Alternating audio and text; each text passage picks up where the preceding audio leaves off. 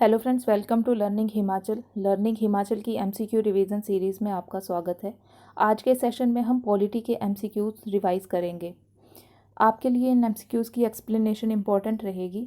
तो हमारा first question है, who among the following was not a member of the drafting committee of the constitution of India. Option number A B R Ambedkar, option number B K M Munshi, option number C M K Gandhi, option number D Krishna Swami Iyer.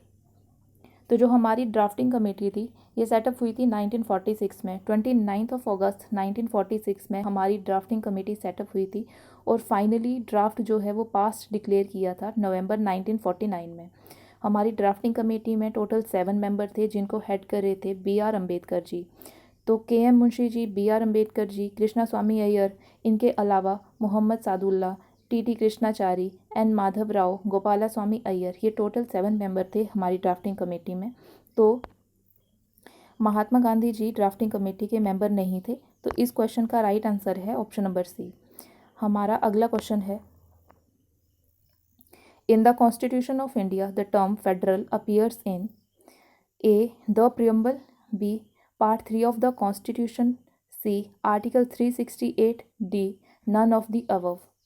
जो term preamble है ये कहाँ constitution में mention हुई है? तो जो term preamble है हमारे कॉन्स्टिट्यूशन में कहीं पर भी इसका यूज़ नहीं किया गया है। दो हमारा सिस्टम जो है वो फेडरल स्ट्रक्चर है हमारी कंट्री में, लेकिन वहाँ से एक कन्फ्यूजन हो सकता है कि फेडरल स्ट्रक्चर है तो फेडरल टर्म यूज़ की होगी, लेकिन हमारे कॉन्स्टिट्यूशन में कहीं पर भी फेडरल वर्ड का यूज़ नहीं किया है। इनफैक्ट हमारा जो आर्टिकल 1 है वहाँ पर भी इंडिया को यूनियन ऑफ स्टेट बोला गया है instead of federation of states. तो फेडरल वर्ड का यूज़ कहीं पर भी नहीं किया गया। तो इस क्वेश्चन का राइट आंसर है option number D. Next question है, Indian federal structure is inspired by which model of the countries given below. A USA, B Canada, C Switzerland, D Russia. तो कहाँ से रिसम्बल करता है इंडिया का federal structure? तो जो फेडरल वर्ड है वो तो कहीं पर भी मेंशन नहीं है, लेकिन सिस्टम हमारा फेडरल है। फेडरल सिस्टम का मतलब क्या है? डुअल गवर्नमेंट, है ना। यूनियन गवर्नमेंट भी होगा, स्टेट गवर्नमेंट भी होगा, और जो यूनियन गवर्नमेंट और स्टेट गवर्नमेंट होगी उनकी पावर्स जो है वो कॉन्स्टिट्यूशन में मेंशन होंगी। तो जो हमारा मॉडल है इंडिया का फेडरल स्ट्रक्चर है ये कैनेडियन फेडरल स्ट्रक्चर्स के साथ में काफ़ी मिलता है, काफ़ी रिसम्बल करता है। कैसे रिसम्बल करता है? जो इंडिया है, इंडिया में भी यूनियन वर्ड का यूज़ किया गया है फेडरल वर्ड का यूज़ करने की बजाय, और इंडिया में भी स्ट्रॉन्ग सेंटर है। वैसे ही कनाडा में भी यूनियन वर्ड को यूज़ किया है, फेडरल वर्ड को यूज़ नहीं किया, और कनाडा में भी स्ट्रॉन्ग सेंटर की टेंडेंसी है। इसलिए कहते हैं कि इंडिया डायरेक्टली तो नहीं लिया, लेकिन इंडिया का जो फेडरल स्ट्रक्चर है वो कनाडा के फेडरल स्ट्रक्चर से रिसेंबल करता है। तो इस क्वेश्चन का राइट आंसर था option number B, Canada. Next question है, India has borrowed the concept of fundamental rights from the constitution of A UK, B USA, C Russia, D Ireland. जो fundamental rights हैं वो कहाँ से बोरो किए हैं? तो यूएसए से हमने फंडामेंटल राइट्स जो है वो लिए हैं। इसके अलावा यूएसए से और क्या क्या लिया है? तो हमारा जो जुडिशल रिव्यू हो गया, या वाइस प्रेसिडेंट की पोस्ट है, या इंडिपेंडेंट जुडिशरी है, या हमारे सुप्रीम कोर्ट या हाई कोर्ट में जो रिमूवल होता है जजेस का, या प्रेसिडेंट के इम्पीचमेंट की प्रोसेस, ये सभी चीज़ें हमने यूएसए के कॉन्स्टिट्यूशन से बोरो की हैं। सोर्सेस ऑफ कॉन्स्टिट्यूशन से टाइम एंड अगेन क्वेश्चंस आते रहते हैं, तो हमें पता होना चाहिए कि यूके से क्या लिया है, यूएसए से क्या बोरो किया है, रशिया आयरलैंड से क्या बोरो किया है। तो यूएसए से हमने फंडामेंटल राइट्स का कॉन्सेप्ट लिया है। नेक्स्ट क्वेश्चन है हमारे पास, the phrase equality before law used in the article 14 of A Britain, B USA, C France, D Canada. जो आर्टिकल 14 है वहाँ पर इक्वालिटी बिफोर लॉ ये वाला फ्रेज़ और एक और फ्रेज़ यूज़ हुआ है, इक्वल प्रोटेक्शन ऑफ लॉ। दो फ्रेजेस हैं, equality before law and equal protection of law. तो जो इक्वालिटी बिफोर लॉ टर्म है या फ्रेज़ है, इसको हमने ये यूके का कॉन्सेप्ट है, और जो इक्वल प्रोटेक्शन ऑफ लॉ है ये यूएसए का कॉन्सेप्ट है। दोनों में डिफरेंस है।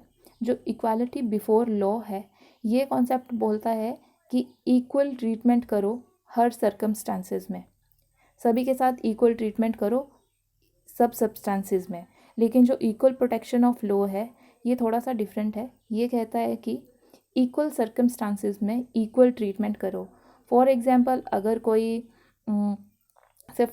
कोई डिसेबल है तो उसके साथ उसको स्पेशल प्रिविलेज दिए जा सकते हैं, ना कि उसके साथ नॉर्मल ट्रीटमेंट हो।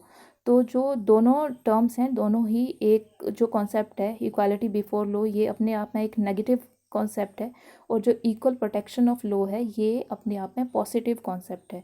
तो जो इक्वालिटी बिफोर लॉ है ये जो कॉन्सेप्ट है ये ब्रिटेन से लिया हुआ है। तो इस क्वेश्चन का राइट आंसर है option number A, Britain. Next question है हमारे पास, the source of basic structure theory of the constitution of India is the constitution, the opinion of jurist. Next ये इस ऑप्शन को छोड़ दो। नेक्स्ट ऑप्शन है पार्लियामेंट्री स्टैट्यूट्स। जो बेसिक स्ट्रक्चर थ्योरी है हमारी कॉन्स्टिट्यूशन की, वहाँ पर जब भी इंटरप्रिटेशन की बात आती है तो हमारा सुप्रीम कोर्ट अलग अलग जजमेंट से इंटरप्रिटेशन देता है। तो जो ओपिनियन ऑफ ज्यूरिस्ट है इस क्वेश्चन का राइट आंसर है। बेसिक स्ट्रक्चर को हमारे कॉन्स्टिट्यूशन में कहीं पर भी डिफ़ाइन नहीं किया गया है, लेकिन अलग अलग केसेस से सुप्रीम कोर्ट की अलग अलग जजमेंट्स जो आती हैं वहीं पर बेसिक स्ट्रक्चर को अलग अलग केसेस से इंटरप्रेट करने की कोशिश सुप्रीम कोर्ट करता है। अगला क्वेश्चन है, which of the following is not a feature of the Indian constitution? A, written constitution, B, federalism, C, sovereignty of parliament, D, judicial review. तो रिटन कॉन्स्टिट्यूशन भी है हमारा कॉन्स्टिट्यूशन रिटन है। Federalism obviously है हमारे पास, judicial review भी है, लेकिन sovereignty of parliament, Indian parliament sovereign नहीं है। जो ब्रिटेन की पार्लियामेंट है, यूके की parliament, that is all sovereign, लेकिन इंडिया की पार्लियामेंट में सॉवरेनिटी नहीं है। हमारी पार्लियामेंट में कुछ सब कुछ नहीं कर सकती पार्लियामेंट अपनी मर्ज़ी से। फॉर एग्ज़ाम्पल हमारे पास फंडामेंटल राइट्स हैं जहाँ पर स्टेट के ऊपर रिस्ट्रिक्शन है। हमारे पास रिटन कॉन्स्टिट्यूशन है, पार्लियामेंट कॉन्स्टिट्यूशन के दायरे में रहकर ही परफॉर्म करती है। फेडरल स्ट्रक्चर है जहाँ पर यूनियन की अपनी लिस्ट है, स्टेट की अपनी लिस्ट है, और अपनी अपनी ज्यूरिस्डिक्शन में दोनों परफॉर्म करते हैं। या इसके अलावा जुडिशियल रिव्यू का कॉन्सेप्ट हमारे पास है कि अगर पार्लियामेंट कोई ऐसा लॉ बना दे जो कॉन्स्टिट्यूशन को फॉलो नहीं कर रहा तो हमारी जुडिशरी उसको नल एंड वॉइड डिक्लेयर कर सकती है। तो हमारी जो सॉवरेनिटी ऑफ पार्लियामेंट है ये इंडियन कॉन्स्टिट्यूशन का फीचर नहीं है। तो इस क्वेश्चन का राइट आंसर है option number C, sovereignty of parliament. अगला क्वेश्चन है, इंडियन कॉन्स्टिट्यूशन,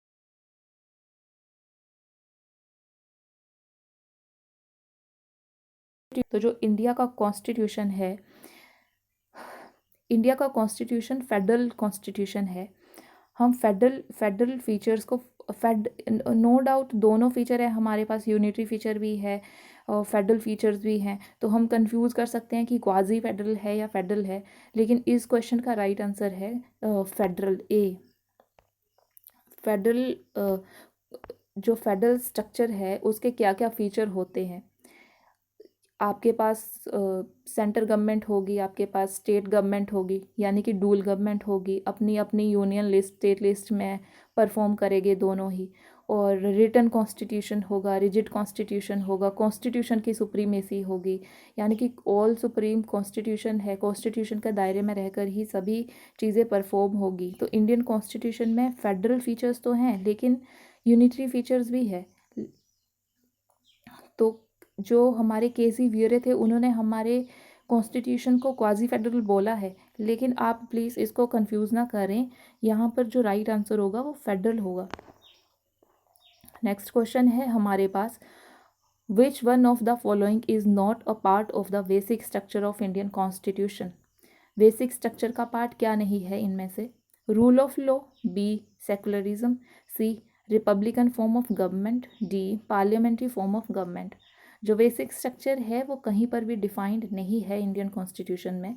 सुप्रीम कोर्ट की अलग अलग जजमेंट्स जो आई हैं अलग अलग केसेस के लिए, वहाँ से हम बेसिक स्ट्रक्चर को जानने की कोशिश करते हैं। तो जो रूल ऑफ लॉ है या सेकुलरिज्म है या पार्लियामेंट्री फॉर्म ऑफ गवर्नमेंट है, ये तीनों ही मेंशन्ड हैं बेसिक स्ट्रक्चर में, लेकिन रिपब्लिकन फॉर्म ऑफ गवर्नमेंट का ये जो है ये नहीं मेंशन है। तो इस क्वेश्चन का राइट आंसर है ऑप्शन नंबर सी।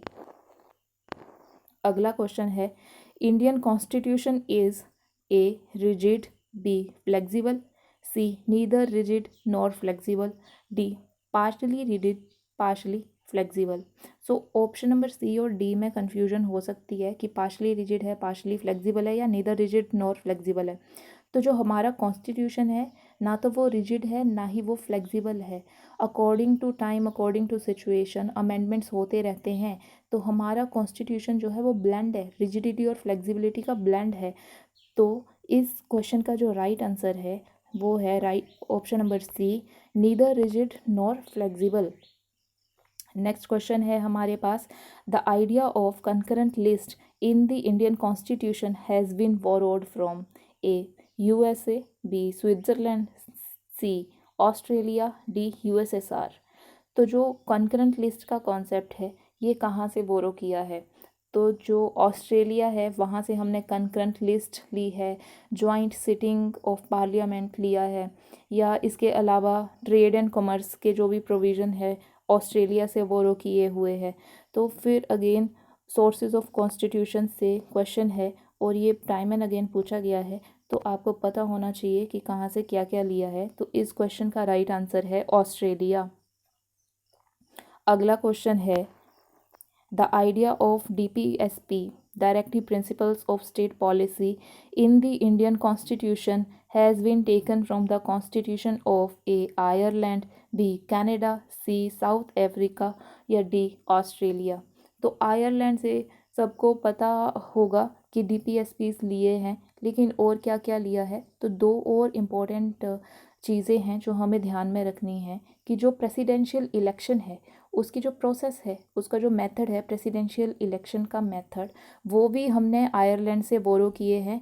इसके अलावा जो राज्यसभा में नॉमिनेट होते हैं मेंबर्स, प्रेसिडेंट 12 मेंबर्स नॉमिनेट करते हैं, तो जो राज्यसभा में नॉमिनेशन है मेंबर्स का वो भी हमने आयरलैंड के कॉन्स्टिट्यूशन से ही बोरो किया है। तो आयरलैंड से क्या क्या लिया है? DPSPs लिए हैं, प्रेसिडेंशियल इलेक्शन के मेथड लिया है या प्रोसेस, और उसके अलावा राज्यसभा में जो मेंबर्स नॉमिनेट होते हैं वो। तो इस क्वेश्चन का राइट आंसर है आयरलैंड, ऑप्शन नंबर ए। अगला क्वेश्चन है, the federal system of India was inspired by the constitution of the following. हम पहले भी डिस्कस कर चुके हैं, जो हमारा फेडरल स्ट्रक्चर है वो कहीं ना कहीं कैनेडियन मॉडल से रिसम्बल करता है। तो इस क्वेश्चन का राइट आंसर है ऑप्शन नंबर ए, कनाडा। और क्यों रिसम्बल करता है? क्योंकि कनाडा में भी यूनियन वर्ड यूज़ किया है, इंडिया में भी यूनियन वर्ड यूज़ किया है, और कनाडा में भी स्ट्रॉन्ग सेंटर की टेंडेंसी है, इंडिया में भी सेम है। तो कैनेडियन मॉडल से रिसेंबल करता है Indian federal system. Next question है हमारे पास, which of the following are the correct matching of the countries and the borrowed feature of Indian constitution from them. तो अगेन सोर्सेज से क्वेश्चन है, आपको मैच करना है। यूके से बाईकैमरल पार्लियामेंट ली है क्या? यूएसएसआर से इंडिपेंडेंस। तो देखिए यूके से बाईकैमरल पार्लियामेंट से रिलेटेड जितने भी चीज़ें होंगी, चाहे वो रूल ऑफ लॉ हो या पार्लियामेंट्री प्रिविलेजेस हो या आपके पास लेजिस्लेटिव प्रोसेस हो, बाईकैमरलिज्म हो, या इनफैक्ट सिंगल सिटीजनशिप, ये भी हमने यूके से बोरो की है। तो बाईकैमरल पार्लियामेंट जो है वो ये राइट है, ये पहले वाला राइट है। नेक्स्ट है यूएसएसआर। यूएसएसआर से क्या लिया है, independence of judiciary and judicial review? जी नहीं, अभी अभी हमने डिस्कस किया कि इंडिपेंडेंस ऑफ जुडिशरी हो या जुडिशियल रिव्यू है, ये हमने कहाँ से लिए हैं, ये हमने अमेरिका से, यूएस के कॉन्स्टिट्यूशन से बोरो किए हैं, जबकि यूएसएसआर से तो हमारी फंडामेंटल ड्यूटीज़ है ना। तो ये वाला गलत है, ऑप्शन नंबर 2 गलत है। ऑस्ट्रेलिया से 5 ईयर प्लान का तो कहीं पर भी ऐसा मेंशन नहीं मिलता है ना कॉन्स्टिट्यूशन में। अगला है यूएस से लैंग्वेज ऑफ द प्रियम्बल, नहीं, ये भी कहीं पर भी नहीं मिलता सोर्सेज में। Japan, law on which supreme court function, तो जापान से क्या लिया है हमने, प्रोसीजर इस्टेब्लिश बाय लॉ लिया है जापान से, तो ये राइट मैच है कि law on which supreme court function, procedure established by law हमने जापान से लिया हुआ है, तो ये सही मैच हो रहा है। Ireland, method of election of president, जी हाँ, आयरलैंड से डीपीएसपीज, प्रेसिडेंट के इलेक्शन के मेथड हो गए, या राज्यसभा में जो नॉमिनेशन होता है वो लिया है, तो यहाँ पर फर्स्ट राइट है आपका, 5th राइट है और 6th राइट है, तो हमारे पास ऑप्शन नंबर सी इस क्वेश्चन का राइट आंसर है। अगला क्वेश्चन है, which of the following statements are about the constitution of India is or are correct? Statement number 1, popular sovereignty and adult franchise are the basic features of the insofar as the division of powers between the center and the states is concerned is rigid। इस statement में confusion हो सकती है कि हमारा constitution में तो बोला है कि हम रिजिडिटी और फ्लेक्सिबिलिटी का ब्लेंड हैं, हम तो रिजिड हैं ही नहीं, लेकिन ये स्टेटमेंट बोल रही है कि as far as division of powers are concerned, centre और स्टेट के बीच में जो डिवीजन ऑफ पावर है, जो यूनियन लिस्ट है वो अलग है, स्टेट लिस्ट अलग है, और दोनों अपनी अपनी स्टेट लिस्ट या यूनियन लिस्ट की ज्यूरिसडिक्शन में रहकर काम करते हैं, तो ये स्टेटमेंट बिल्कुल सही है। नेक्स्ट स्टेटमेंट है, the constitution recognises the interdependence of civil and economic rights. Next statement है, the constitution mentions direct control by the people such as referendum, initiative and recall. जो स्टेटमेंट नंबर 4 है, ये बिल्कुल हमारे कॉन्स्टिट्यूशन में नहीं है, डायरेक्ट कंट्रोल कहीं भी। जो डेमोक्रेसी है हमारी, वहाँ पर डायरेक्ट डेमोक्रेसी होती है और इनडायरेक्ट डेमोक्रेसी होती है। जो डायरेक्ट डेमोक्रेसी है वहाँ पर रिफरेंडम हो गया या प्लेबिसाइट, रिकॉल, इनिशिएटिव, ये टर्म्स यूज़ होते हैं, लेकिन जो इंडिया है, इंडिया में इनडायरेक्ट डेमोक्रेसी है, हमारे यहाँ पर लोग अपने रिप्रेजेंटेटिव्स को चुनकर भेजते हैं, ना कि लोग डायरेक्ट कंट्रोल करते हैं। तो जो स्टेटमेंट नंबर 4 है बिल्कुल गलत है, तो इस क्वेश्चन का राइट आंसर है हमारे पास ऑप्शन नंबर डी। जो स्टेटमेंट नंबर 4 है बिल्कुल गलत है। तो अगला क्वेश्चन है हमारे पास, consider the following statements, the Indian constitution is an unwritten constitution, India का कॉन्स्टिट्यूशन अनरिटन है क्या? नहीं, हमने पहले भी देखा कि रिटन कॉन्स्टिट्यूशन है। अरिटन कॉन्स्टिट्यूशन बिल्कुल रिटन कॉन्स्टिट्यूशन है। Largely based on the government of India act 1935, जी हाँ, जो most of the administrative details हैं हमारे यहाँ पे, या गवर्नर की पोस्ट है, या इमरजेंसी के प्रोविजंस हो गए, तो या पब्लिक सर्विस कमीशन है, ये कहीं ना कहीं हमने गवर्नमेंट ऑफ इंडिया एक्ट से 1935 से बोरो किया है।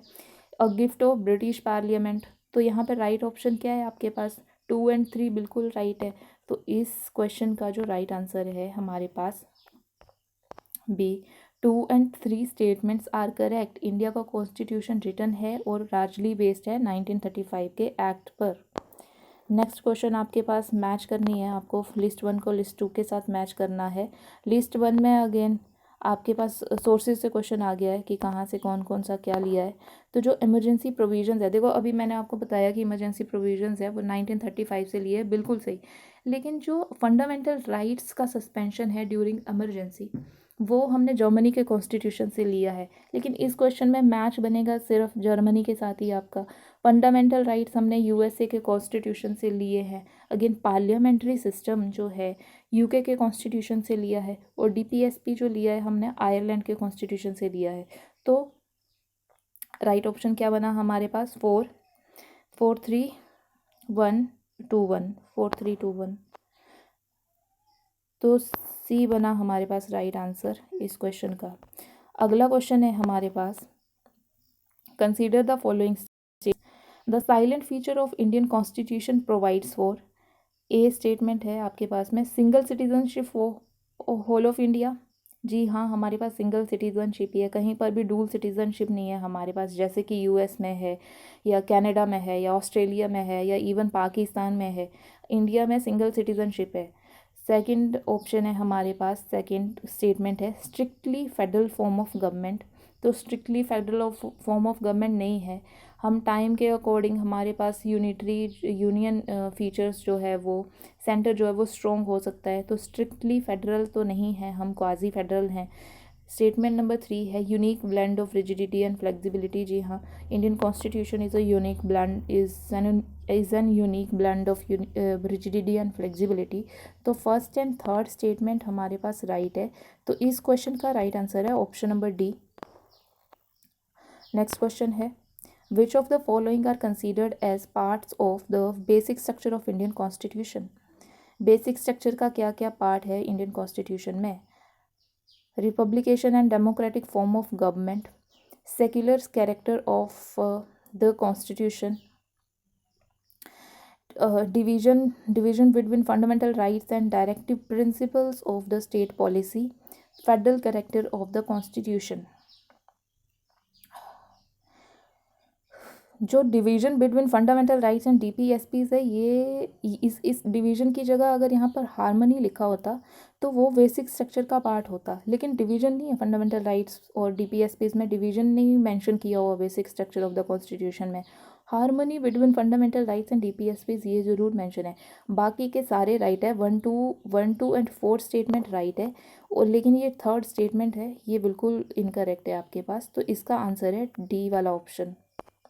आज के सेशन अराउंड 20 क्वेश्चन किए होंगे, तो अब हम अगले सेशन में मिलेंगे। तब तक के लिए थैंक यू सो मच।